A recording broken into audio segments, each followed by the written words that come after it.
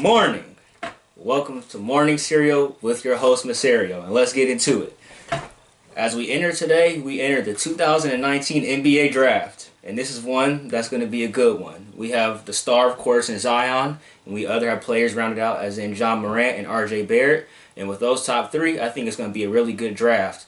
Some key things to look for is trades. There has been a lot of trade proposals that have gone on so far this week with free agency officially starting after the NBA Finals. And so I wouldn't be surprised if some picks get traded. Definitely such as the number 4 pick that the Pelicans have. They have been rumored to move up to either 2 or 3 so they could team up Zion with RJ Barrett. Now, for those of you that do not know what the Blue Devils did last year, they made it to Elite 8 with 3 freshmen starting in Zion, Cam Reddish, and RJ Barrett, and those were the top 3 recruits coming into this past season.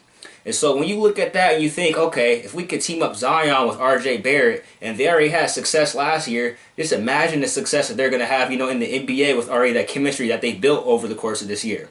And so I think that this year's draft is going to be something wild. A lot of things are going to be unexpected, a lot of unexpected turns. A lot of key players may get traded.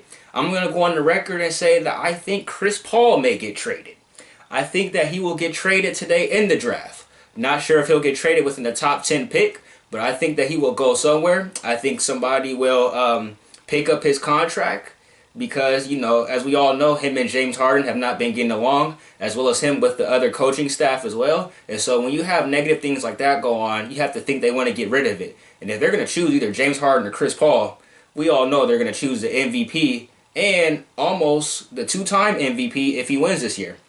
So you just got to think about a lot of those things. And the draft is going to be really interesting. The number 1 pick is obvious. They're going to take Zion Williamson. I don't see why the Pelicans would pass on him for anybody else. It doesn't really make sense. And then you go to number 2, the Grizzlies. They got Ja Morant.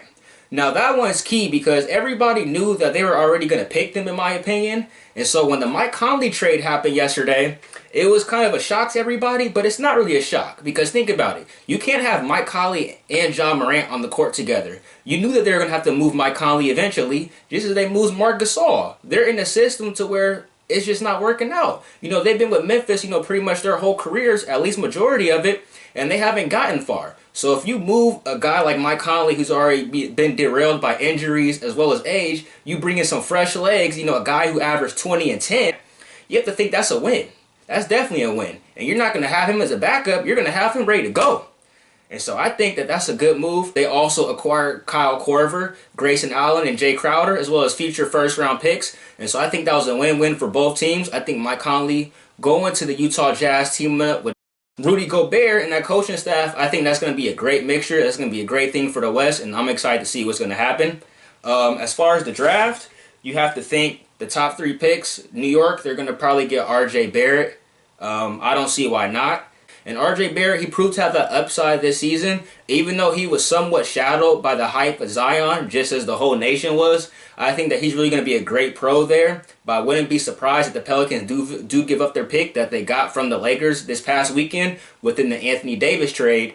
And honestly, I think the Pelicans, they're going to be nice next year. They're going to be really nice. I mean, they're going to have a young core. They have a lot of future first-round picks. They're going to have a lot of depth. It's going to be somewhat of a struggle possibly because they're young, but they're going to get it together. This kind of reminds me of the Oklahoma City Thunder, back when they had Russ, KD, and when they had Harden, and when they had Ibaka as well. And so when you have guys like that and guys that are hungry and guys that are youth and that show, a good upside, and then you bring a Zion in there, I mean, who wouldn't want to play with him? He's already going to probably come in as a star. My prediction about him personally is that he will be the first rookie in a very long time to be voted to the All-Star team. And so I think, having him as your core piece in New Orleans, I think that's going to be something great. Something good to definitely watch out for. My sleeper in the draft, I'm going to say Ball. I only think that he should be a top 10 pick, but he was derailed by injury early on this year. He was forced to miss the rest of the season. And I think just with his versatility, his ball movement, the way he moves, his quick feet, his length, everything, the way he can shoot, he can make free throws. He's a knockdown shooter to an extent. And so Ball, he's really slept on this year. He's really slept on. And I think that he's going to make a good impact. And I honestly think that he's going to make first team all rookie. And my first team, all-rookie team, I'm going to go with Zion, Ja Morant, R.J. Barrett, Jarrett Culver, and then Ball. I think all 5 of those guys will make all-rookie first team. And then an honorable mention will be Cam Reddish. I think him being projected to go number 8 to Atlanta, that's going to be huge. Along the side with Trae Young, he great point guard. We know what he did with Oklahoma the season before. We know what he did this past season with the Atlanta Hawks. And so when you get 2 young guys like that full of energy, I don't see it failing. I don't see it failing at all. And I think this draft will probably be one of the best drafts since probably, I would say, the 2012 draft with Anthony Davis, leading the way. And so this year is going to be really good. I'm excited. A lot of things are, shaking up in the league already. There's already a lot of trades. A lot of people that are, opting out of their contracts, for free agency. And, even with Boston, they have 5 picks in this draft, but they're not going to really have much to show for it, in my opinion, come this free agency. With Al Horford opting out of his contract for free agency, he turned down $31 million. Just as J. Cole said, run away from $50 million like Dave Chappelle.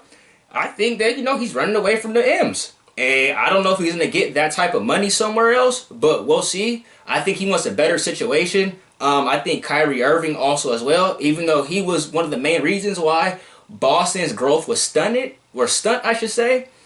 And so I think just with Al Horford, moving out the way with Kyrie Irving, and then with Boston having to rebuild once again, I think that's going to be a struggle because now they're going to have to fill a legit point guard spot and a legit center spot, and you don't even know if Terry Rozier is going to resign. And so they have a lot of question marks as well in this draft. And I think one of the key teams in this draft that are going to succeed is the Philadelphia 76ers. They have 5 second-round picks. And you think to yourself, that's just the second round. But you have 5. You have 5 second-round picks. You have a lot of money on the books. You have Jimmy Butler and Tobias Harris who are free agents. You could potentially re-sign them. Then you bring in some key guys as well with those 2, Joel Embiid and Ben Simmons. Anything could happen. I mean, if you think about it, they were literally a bounce away from going to the Eastern Conference Finals. And so when you just think about that team, they have something good coming on. And they were only together for, maybe 3 or 4 months. And so I think the 76ers, they're going to be good. I think they're definitely going to be the winners of this NBA draft. They have a lot of good things coming up as well. And also, the Pelicans, they have 2 of the top 4 picks. Just getting back to them, that's crazy. That's crazy. And even though you gave up your star Anthony Davis to get potentially 2 other stars, that's definitely a win for them as well. And so I don't think it will show necessarily the first year or 2, but I think in the years to come, that trade will definitely pay off for them. Their sleeper in the draft is Gonzaga's Rui Hachimura. He was, one of the great players this year. I thought he was definitely a candidate for Wooden Player of the Year award. He led the way to beat Duke their first time, in the Maui Invitational, handed them their first loss, and he came up huge. Even though they had maybe a disappointing season, I think he's definitely going to show up in the NBA season this year, and I definitely see he could possibly make an all-rookie first team, but most likely he'll be second team, but just his versatility, his defense, his mobility, the way he can shoot, and the way he's a knockdown shooter as well, I think that he brings a lot to the table. And I also think he brings a lot of leadership to the table, and much more leadership that's probably overlooked. And when you pair him with a Karl Anthony Towns, an Andrew Wiggins, as well as a Jeff Teague, anything is possible. And you're just adding more length to the table. You're basically just replacing Jimmy Butler, but I think that's a good mixture. That's a really good mixture, and I don't see that failing at all. I see him being a great star in the league eventually one day. It may not happen overnight, but I definitely see him leading the way for Minnesota eventually. Him and Cat, that would be a great 1-2 punch. As far as the NBA free agency, there's a lot of things that have happened so far. Just as I said earlier, Anthony Davis, he got traded to the Lakers over the weekend, something that was much anticipated. Rich Paul came out and told Boston that, he would be a 1-year rental if he went there. And the Pelicans knew that they were going to have him for 1 year and they were going to lose him. And so it's like you had to trade him. And it's weird to me because at first they didn't want to take the trade when the Lakers were willing to give up 7 players in February. 7. They were willing to give up Kuzma, Ball, Ingram, Hart, Rondo, and some more cats. And it's like, you didn't take that, but you took this trade. It's like, I don't know which one was the better trade in my opinion. But I definitely do congratulate them for eventually taking the trade, and much success to the Lakers next year. I know LeBron and AD, that's going to be a crazy 1-2 punch. They're definitely going to be favorites to come out of the West. Not saying that it will happen, but when you have injuries such as Kevin Durant's and Klay Thompson's, with them being derailed for a majority of next season, if not the entire season, it's wide open in the West. It's wide open. And another thing in free agency is Chris Middleton this week. He declined his $13 million option. There's no promise that he's going to get more money. Even though he was an all-star, I don't see him getting too much more money. The max I can see him probably getting is maybe $25 million a year. Maybe $25 million a year. Just depending on what situation he goes to and if he wants to win or not. That's the key thing, is if you want to win or not, you may not be able to take as much money because you're going to be going to a dominant team. And so a couple teams I can see him personally signing with is, of course, the Los Angeles Lakers. I think, honestly, he could go to Boston. That would be a good team. I even think, surprisingly, he can go to Houston. Houston is definitely in need of either him or Jimmy Butler, in my opinion. So I think one of those two will end up going to Houston this summer. And I think it's really wide open to see what's going to happen. This NBA draft, a lot of players get traded through that. Just as you know, it happens all the time. And it's going to be interesting. Starting today, I think it's definitely when the NBA season is going to start. And it's going to be great. Great things are going to happen. The team I don't think is going to come out on top is the New York Knicks. Even though New York has the 3rd pick and they have 2 max spots open, I don't really see them landing 2 guys that are going to go there. Even if they do keep RJ or if they do draft somebody else, I just don't see how you're going to get 2 max guys there when you don't really have a good team to begin with. Last year, they were sorry. The year before, they were sorry. When Melo had them, they were sorry. And so it's like, I just don't see New York really coming out on top. And I also see them getting beat by Brooklyn. Because now, Brooklyn has enough money to where they have 2 max spots open. And so you have to think, Kyrie Irving may join there. And then they talked about before, Kevin Durant may join there. But now with Kevin Durant's torn Achilles, he may opt into the Warriors and just redshirt it until next year's free agency. There's also a lot of things that could definitely happen. I'm excited. Harrison Barnes, he declined his $25 million option to opt into free agency. And I don't see necessarily why he did that either, because he wasn't a star player in my opinion. He hasn't been too relevant ever since he left the Golden State Warriors in 2016. And so I'm not sure where he's going to get 25+ million from. I mean, unless he just goes to another team that's subpar and won't make the postseason, then by all means, do what you got to do. But I don't really see him going to a great team and getting more money because he hasn't really proven himself. He hasn't made no All-NBA teams. He hasn't made the All-Star team. He hasn't made no All-Defensive teams. So it's like, you know, you're just a lead guy on your team, but you're not a max guy. You're not that guy. And so I just think that, you know, a lot of interesting things are going to come up. You know, a lot of egos are getting in the way. And so I'm excited. It's going to be really good. Also, you think about D'Angelo Russell. Now that the Nets are targeting Kyrie Irving, what do you do if you're D'Lo? Do you go to Phoenix? Do you try to talk to Brooklyn and convince them to keep you over Kyrie? Or do you talk to Brooklyn and convince them that you want to play with Kyrie? And so it's a lot of things that could happen. Even he can go to the Knicks, which I doubt, but you can't count anything out. I mean, let's face it, LeBron went to the Heat in 2010. So you literally cannot count anything out because the NBA is that crazy.